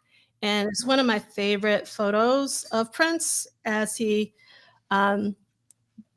peeks behind the shoulder of Wendy. And if you have the book, it's actually on page 47. So if you get the book, you can actually have this photo printed in high quality. But this is from the 4th Annual Minnesota Music Awards. Let me see if I can find it really quickly in the book. Or maybe I have the wrong page number in the book. I do. So I got to figure out, got to correct that. Maybe someone who has the book on them, if you can tell me what's the correct page. So that would be nice. All right. And then I just Googled Greg Helgeson because I really hope that he will put out a photography monograph, you know, like Steve Park and Afshin and others. But I did find that in 2019, there was this book called Hijinks and Hearsay, which is about Minnesota's pop life. And I was curious if anyone has this book. And if so, is there much of Prince in it? I know there's probably some Prince in it, you know, is there any time in it or Dead's in it? But I'm thinking maybe not a lot, just based on the cover and who they chose to highlight for the cover, but let me know. I would love to find out, because I think that this is also, this one was actually published by the Minnesota Historical Society. So just to keep that in mind. And I wanted to read really quickly just a couple of passages from this Star Tribune book about the next day after the 4th annual Minnesota Music Awards. And I'm only going to read a couple of paragraphs. It's by the one and only John Bream. Thank God for John Bream, because we have a lot of documentation because of John Bream. So John Bream starts off by writing, "The Wallets, the Suburbs, and Prince were the big winners at the 4th annual Minnesota Music Awards Monday night at the Carlton Celebrity Theater." And then we're going to go down to the 4th paragraph. "The internationally renowned Prince, the Minneapolis-born and based rock star who walked away with 6 awards last year, collected 3 last night. He was named Best Producer for the 2nd straight year and Best Songwriter, a new award, and was inducted into the new Minnesota Music Award Hall of Fame, along with Bob Dylan and Willie Murphy." And we're going to go to the next page and read just a little bit more. And let's see. "After giving a steamy 3-song, 20-minute performance, Prince did not come out to accept his Hall of Fame honor. Instead, he sent Wendy Melvoin, guitarist in his band, to pick up the trophy. She said, 'He screams, I don't. That's why I'm accepting.'" That's pretty funny. And then it says, "Earlier during his show-stealing performance, Prince had said, 'We're very proud to be part of the Twin Cities.' And everyone should know that the Twin Cities is Minneapolis and St. Paul." So, There you go. all right, we're sounding good, hearing like everything's great. All right, so, and thank you, Christina, page 37 in the book. I was like, what? I told you guys, I have some issue with numbers. I always get them twisted around. To have like a numbers dyslexia or something. So this is that photo in the book, page 37. Thank you again, Christina. I really appreciate it. And I'll change that on the slide deck. All right, so nothing's changed because there are no new songs, no studio visits. So I'm going to go through that really quickly. We talked about that. And I want to go to our music break. I cannot stress this enough. The Stax documentary is 4 episodes, is a must watch if you're a music head. And I'm also a huge Isaac Hayes fan. So, they talk about Isaac Hayes, Otis Reddings, both incarnations of the Bar-Kays. Is a lot of information in these 4 episodes.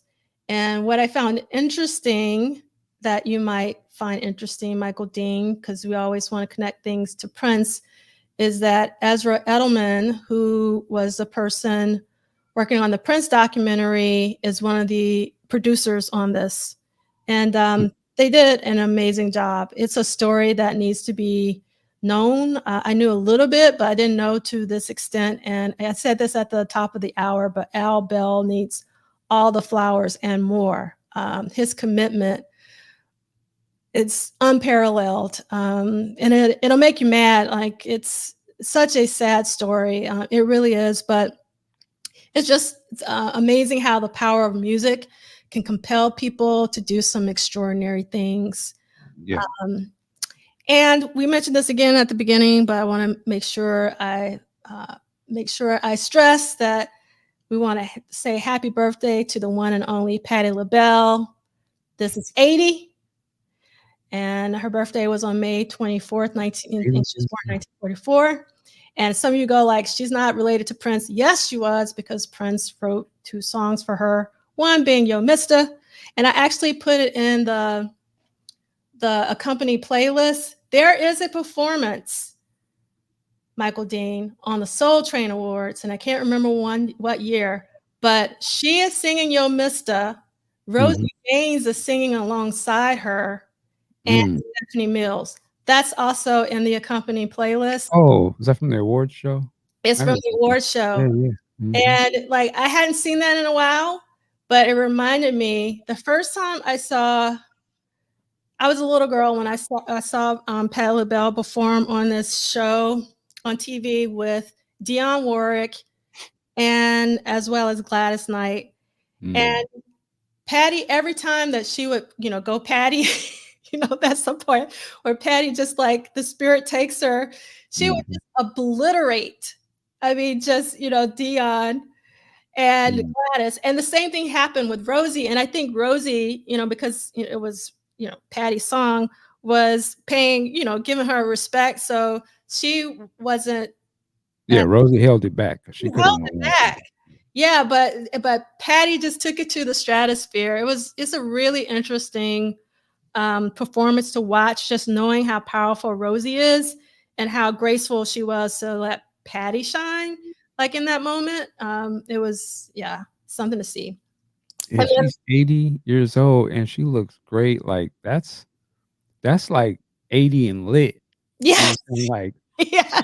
It may look different depending on your age, but I can look at that now and be like, yo, if I ran across like, yeah, okay. Say okay, a little older, but shoot, she look good. Like she looks good. That's not 80 and at the church. That's like I said, that's 80. Like, oh, that's Miss Lady that be at the club. Yeah, she'll snatch a little young brother. You know what I'm saying? Like she's lit 80. Yes, Patti's dope, man. Y'all. Patti's dope. Nona's dope, and that's the reason why. Like, I don't want you guys to sleep on LaBelle because that's when they were together. But they're both still doing their thing. They're still performing. They're still like. I hope I can be as energetic as they are. I'm not even that energetic at 53. Like they have so much energy. It's like she can cook. Yes. Got her own line of pies out there. Yes. Thank you so much, Panic Survivor. The 1992 Soul Train Awards. Yes, yes. And Arsenio used to flirt with Patti all the time. Patti would put it on. Yes. Tanja, I'm so happy to see that someone else loves LaBelle because they don't talk about enough. Straight that was like popping. Like that wasn't, you know what I mean? Like they was the it chicks. Yeah, they were doing their thing. All right.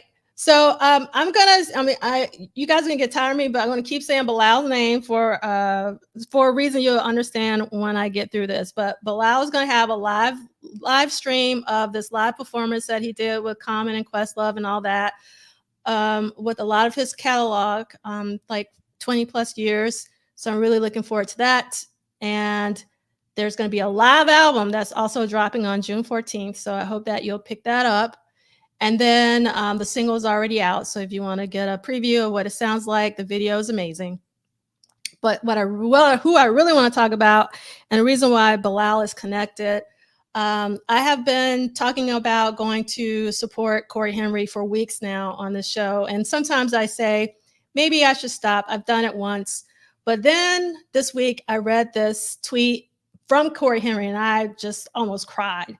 It just says, if ticket sales continue to be slow, I'm going to have to cancel more shows. I do not want to cancel shows, but I'm going to have to cancel shows if the ticket sales continue to be slow. I do not want to live in a world where live music is not important. And I feel like we're getting really close to that point.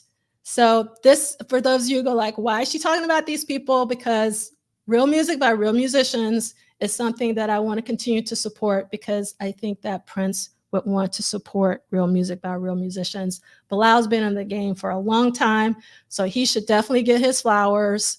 And I love that Christina says Bilal will be at Dakota in October, Minneapolis. Christina already has their tickets. I really appreciate that. But if you've never seen Corey Henry live, I'm going to tell you like this singer, this elderly lady, the first time I saw Avon Ailey live, she was like, honey, you haven't lived until you've seen Avon Ailey live. Well, I'm going to say you haven't lived until you've seen Corey Henry live. It is a very transformational, inspirational experience, and there's no way that he should be having to cancel shows because he is an amazing musician. So I'm just going to stop there. And don't sleep on Willow's new album. Okay. And one more thing. So my purple sister, some of you might know, Clarissa James, is opening a maker space for the youth in Minneapolis. So she has one in New York City. I am so proud of her. If you want to help, please donate to divasforsocialjustice.org. You can go to that website to find out more. And also, if you Google her and YouTube, I couldn't add it to the playlist for some reason. She has this amazing trailer that shows what she's trying to do in Minneapolis. And she is actually going to have an open house the week of celebration that Wednesday, which I think is the 19th, but don't trust me on dates because you know how bad I am on numbers. Whatever that Wednesday is before celebration, she's going to have an open house. So I hope you will support her because she's given to the youth and making sure that they know about technology and AI and all of that stuff. So she's doing the Lord's work, and I want to support her as much as I can. So I hope that you will join me in supporting Clarissa James and Divas for Social Justice, expanding into Minneapolis. And why Minneapolis? Because she is a Prince fan. That's why. So let's talk a little bit about the Purple World. Silver Tongue was dropped on YouTube, and I think a lot of people are happy about that. Are you happy about that, Michael Dean? Oh, absolutely. Yes. I'm happy about all Prince music. Yes. Yeah. So I love how they've been celebrating musicology and giving us like these digital releases. So Prince Silver Tongue, and then also Sam Jennings just put on social media that he actually designed all the covers, because as a designer, I always want to know like who designed this. So it's been Sam Jennings doing all of these covers. And my personal favorite that I didn't talk about because I was like, when things were crazy, either the symposium or Abu Dhabi, I can't remember. It's been crazy.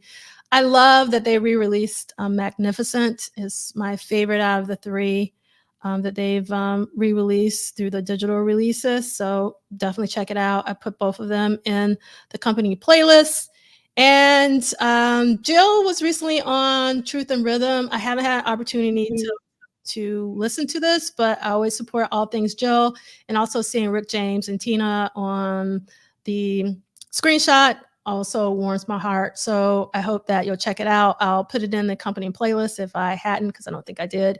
And then we've already talked about the Purple Rain 40th anniversary screening on tomorrow, May 26th. So I know you guys are going to have a blast out there on the West Coast. Again, I wish I was a jet setter and had all the money, because I would totally be there, because it's going to be an amazing conversation with Jerome and Jill and Andre. And then we also have Dr. Funkenberry, also known as Jeremiah Freed, holding it down as the host.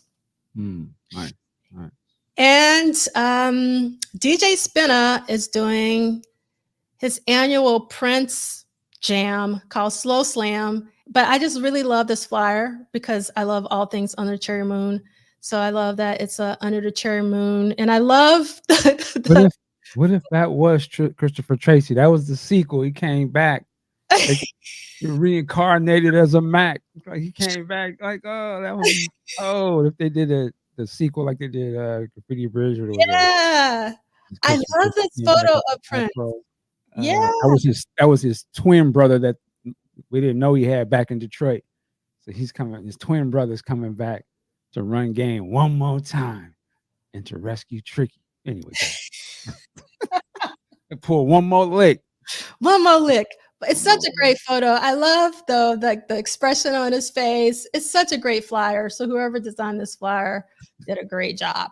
So yeah. United for Wisconsin. The movie. And then we have the Purple Takeover in New Orleans, 2024, June 6th, 7th, 8th, 9th with Brother C. Lee. And then we have Prince Day, Houston, June 7th, Craig Alexander. And then we also have the conference that Andrea mentioned, Prince on Screen, Images and Ideology, June 17th and 18th at the University of Minnesota. And then it has been announced that Von Terry is going to be in conversation again in Minneapolis at Solar Art Studios on Wednesday, June 19th, 1 to 4. So you can get your tickets through the QR code. So I'm really excited about hearing from Mr. Terry again, because our conversation went by too fast. Obviously, we're looking forward to Celebration, June 20th, 24th as well as the Revolution. And you can go see the iconic outfit if you'd like at the Minnesota Historical Society. And again, we want to thank Funkatopia for updating this amazing list of everything you can do in Minneapolis during June. So again, if you go to the website for the book club, which is this bookclub.polishsolid.com, and you click on the link, it will take you to a lot of places with most of the images, not all, but most of them. This is one of them. Or you can do your Googles, as Michael Dean would say, and Google princecelebration.com, and it'll take you there. And I am waiting and started really thinking a lot about the Com30 Virtual Symposium, which is happening. Oh, and I finally made a button that I had it for a while and I never pushed it. So I was like, why am I waiting on the come button? So there you go.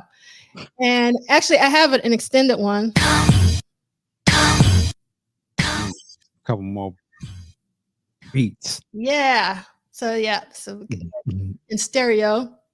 We won't talk about that. So you can see that again, we have a lot of goodies in the accompanying playlist this week. You can watch the trailer for the Stax documentary. I put it at the top. It is a must watch. Everybody and their mama should watch the Stax documentary, particularly if you're a music fan. It's really important. I can't stress that enough. And I have Magnificent and Silver Tongues. I have The Girls, Someone Should Have Told Me, but you can actually listen to their entire album on YouTube. So just do your Googles. And then I also have Purple Music's interview with Andrea Swinson. If you want to hear more from Andrea about her book and with other interviewers. And then also we have the Purple Nights podcast interview with Andrea Swinson, Chris Johnson. Then we have a couple of songs by Cornbread Harris in the playlist, one Night Train and the other original called Deeper Blues. And I also put in that other track that I mentioned that he did with Augie Garcia. Then I have that 1992 Soul Train Awards performance of Patty and Rosie. And then I also have What Can I Do For You from LaBelle. For those of you who need a LaBelle introduction, I would just listen to the entire album of Nightbirds, the one that I showed you, but that's the one song I wanted to maybe have as a gateway drug. And then we also have Eric Leeds' Aguadilla in the playlist as well. And then so next week, just like this week, we only have one page to read, 328. And next week is really just going to be a paragraph, one page, 329. So you can really catch up on all your reading and whatnot. So we're only 7 minutes over. Not too bad. Michael Dean, how do you want to take us out? I want to take us out and say, work it like a job. We'll see you next time. Peace.